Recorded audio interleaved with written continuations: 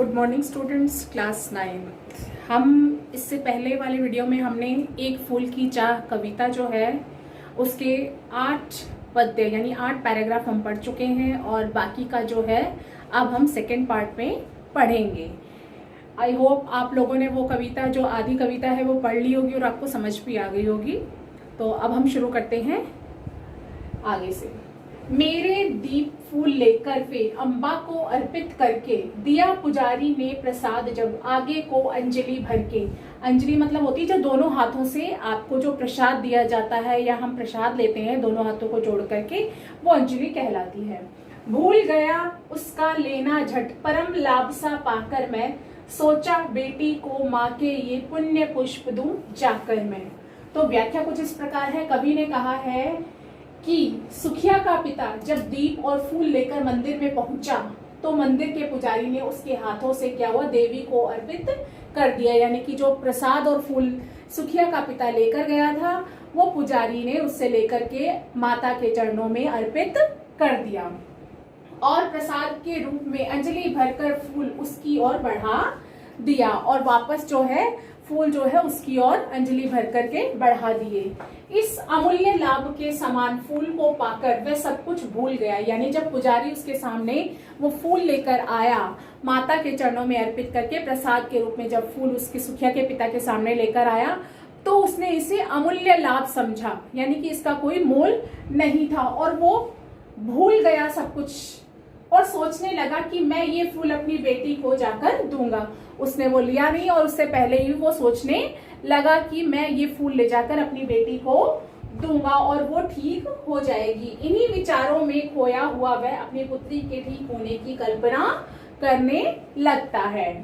Next है, सिंह पौर तक आंगन से नहीं पहुंचने पाया मैं, सहसा यह सुन पड़ा कि कैसे यह अछूत भीतर आया। पकड़ो देखो भाग न जावे, बना धूर्त यह कैसा, साफ स्वच्छ परिधान किए हैं भले मानुषों के जैसा। अभी तक तो क्या है, सुखिया का पिता विचारों में मग्न था, जो कि अभी जो आंगन तक भी और वो मुख्य द्वार तक भी नहीं पहुंच पाया था। तो इतने में उसे क्या सुनाई पड़ता है कानों में कि कवि कहता है कि सुखिया के ठीक होने के विचारों में खोया हुआ उसका पिता अभी मुख्य द्वार तक भी नहीं पहुंचने पाया था कि सहसा अचानक से उसने सुना कि यह साफ कपड़े पहने हुए अछूत मंदिर में कैसे आया। इसने मंदिर में आकर मंदिर को अपवित्र कर दिया है। नेक्स्ट पद्य है इसका।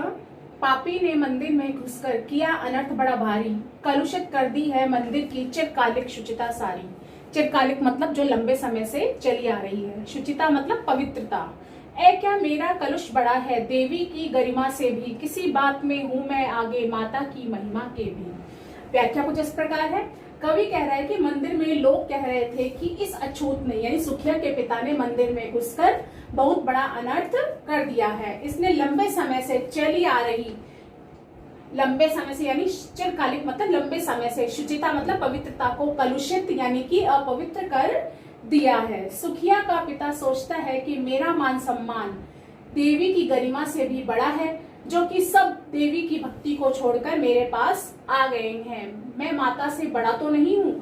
यानी कि वो कह रहा है कि क्या मंदिर में देवी की महिमा उसके मान सम्मान से बड़ा क्या मेरा मान सम्मान है, जो सब देवी की भक्ति छोड़ करके मेरे इर्द गिर्द आ गए हैं। अगला है, माँ के भक्त हुए तुम कैसे करके यह विचार खोटा, माँ के सम्मुख ही माँ का तुम गौरव करते हो छोटा।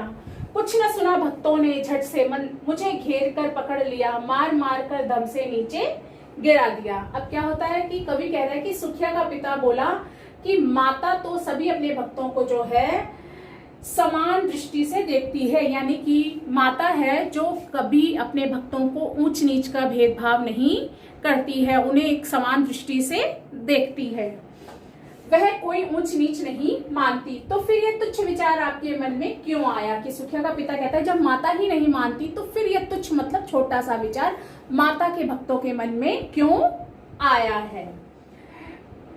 मंदिर में उपस्थित लोगों ने कुछ भी नहीं सुना और उसे पकड़ लिया और मार मार कर नीचे गिरा दिया। कि वो कह रहे कि जब तुम्हारे सम्मुख मतलब माता के समक्ष होते हुए तुम उसे छोड़कर मेरे इर्द गिर्द आ गए हो। क्या मैं माता की शक्ति से, उसकी गरिमा से भी क्या मैं बड़ा हूं? नहीं, ऐसा नहीं हो सकता।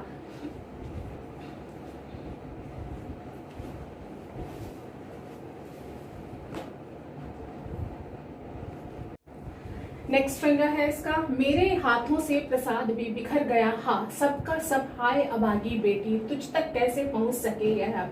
न्यायालय ले गए मुझे वे, 7 दिवस का दंड विधान, मुझको हुआ था मुझसे देवी का महान अपमान। तो कवि कह रहा है कि सुखिया के पिता के जमीन पर गिरते ही जो उसके हाथ में जो सारा प्रसाद था वो बिखर गया था, और उसने कहा हाय अभागी बेटी, कि हे अभागी बेटी, मैं तुझ तक यह फूल भी न पहुंचा सका। और मंदिर के लोग जो है उसे पीटते पीटते न्यायालय ले गए, जहां उसे 7 दिनों का कारावास का दंड दिया गया, कि 7 दिनों तक उसे दंड वहीं रहना है जेल में। क्यों वह अछूत होते क्यों गया? क्योंकि वह अछूत होते हुए भी मंदिर के अंदर चला गया था, यही उसका कसूर था। मैंने स्वीकृत किया दंड, वह शीश झुकाकर चुप ही रहे। कवि कहता है कि सुखिया का पिता कह रहा था कि मैंने स्वीकृत यानी अपना दंड जो है सिर झुकाकर स्वीकार कर लिया। उस असीम अभियोग दोष का क्या उत्तर देता, क्या कहे? 7 रोज ही रहा जेल में, या कि वहां सदियां बीती अविश्रांत मतलब बिना विश्रांत के लगातार, बरसा करके भी आंखें तनिक नहीं रीति। कवि कहता है कि सुखिया के पिता ने चुपचाप से झुकाकर अपना दंड स्वीकार कर लिया। ऐसे दोष का वह क्या तर्क देता, यानी कि जिसका कोई तर्क ही नहीं दिया जा सकता, उसे इस तरह का दंड दिया गया था, तो उसका क्या तर्क देता? वह 7 रोज दंड के उसके लिए कारावास में सदियों के बराबर थे, यानी कि जो उसने 7 दिन का दंड विधान मिला था वो उसके लिए सदियों के समान था। उसकी आंखों से लगातार आंसू बहने पर भी उसकी आंखें खाली नहीं थी, यानी रीति मतलब खाली नहीं थी, अर्थात उनमें अभी भी दुख के आंसू थे।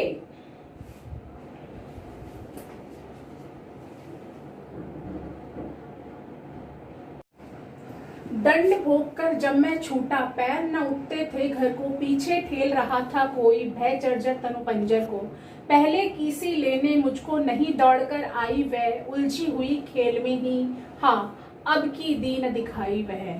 कवि कह रहा है कि सुखिया का पिता जब दंड भोगकर जेल से छूटकर जब घर जाने के लिए आया, तो घर जाने के लिए उसके पैर नहीं उठ रहे थे, उसे डर लग रहा था। ऐसा लग रहा था कि कोई डर है जो उसके शरीर को पीछे की ओर धकेल रहा है। और हर बार की तरह सुखिया उसे लेने भी नहीं आई और ना ही उसे खेलती हुई सी नजर आई। उसे देखने मरघट को ही गया दौड़ता हुआ वहां, मेरे परिचित बंधु प्रथम ही फूंक चुके थे उसे, जहां बुझी पड़ी थी चिता वहां पर छाती धधक उठी मेरी, हाय फूल सी कोमल बच्ची हुई राख की थी ढेरी। अंतिम बार गोद में बेटी तुझको ले न सका मैं हाय, एक फूल माँ के प्रसाद का भी तुझको दे न सका मैं हाय। अब जो ये अंतिम पद्य है इसमें कवि कह रहा है कि जब सुखिया के पिता को सुखिया दिखाई नहीं दी तो उसे डर लगा और वह उसे देखने के लिए शमशान की ओर भागता हुआ गया, जहां उसके परिजन पहले ही उसे जला चुके थे, यानी उसकी पुत्री जो है मृत्यु की गोद में समा चुकी थी। सुखिया अब राख की ढेरी में बदल चुकी थी, यानी कि उसके परिजनों ने उसका दाह संस्कार कर दिया था। यह देखकर सुखिया के पिता का हृदय दुख से भर उठा और कहने लगा कि बेटी, मैं तुझे अंतिम बार अपनी गोद में न उठा सका और तेरी अंतिम इच्छा भी पूरी न कर सका, अर्थात माँ के प्रसाद का एक फूल लाकर न मैं तुझे दे सका। ये था अंतिम पैराग्राफ, अंतिम पद जो कविता का, जिसमें कि बहुत ही इसका जो अंत है बहुत ही मार्मिक और दुखद हुआ है कि सुखिया का पिता जो है उसकी एक इच्छा पूरी न कर सका। कारण क्या रहा इसके पीछे की? उसका अछूत होना और सामाजिक बुराइयां जो हमारी छुआछूत है कि मंदिर में ऊंचे लोगों के लिए, निम्न जाति वालों के लिए अलग अलग चीजें जो है बना रखी हैं। तो इस कविता के माध्यम से कि छुआछूत जो है मानवता पर एक कलंक के समान है। यह कविता जो है सियाराम शरण गुप्त की है। उन्होंने इसी पर आधारित इस कविता को लिखा है कि छुआछूत जो है मानवता के लिए एक कलंक के समान है। किसी को जन्म के आधार पर हमें अछूत नहीं मानना चाहिए कभी भी, कि उसे मंदिर में प्रवेश न करने देना, मतलब जन्म के आधार पर उसे अछूत मानना और मंदिर में प्रवेश न करने देना। सुखिया के पिता को इन्हीं कारणों से मंदिर में न जाने दिया गया और जब वह मंदिर में पहुंच गया तो उसे मारा पीटा गया और उसे न्यायालय भेज दिया गया। उस पर अन्याय किया गया और उसे 7 दिनों की सजा भी सुनाई गई, क्योंकि उसने मंदिर में घुसकर जो है मंदिर की पवित्रता को नष्ट कर दिया था। और कवि कहता है कि अछूतों पर किए जाने वाले इन अत्याचारों को हमें रोकना चाहिए, सभी को समान अधिकार मिलना चाहिए। जो सियाराम शरण गुप्त है कवि, इन्होंने समाज की ज्वलंत समस्याओं की ओर इशारा किया है। आज जो हमने पढ़ी है एक फूल की चाह कविता, ये हमारा जो इसका दूसरा भाग था, पहले भाग हम पहले पढ़ चुके हैं, ये इसका दूसरा भाग है जो आज खत्म होता है। धन्यवाद।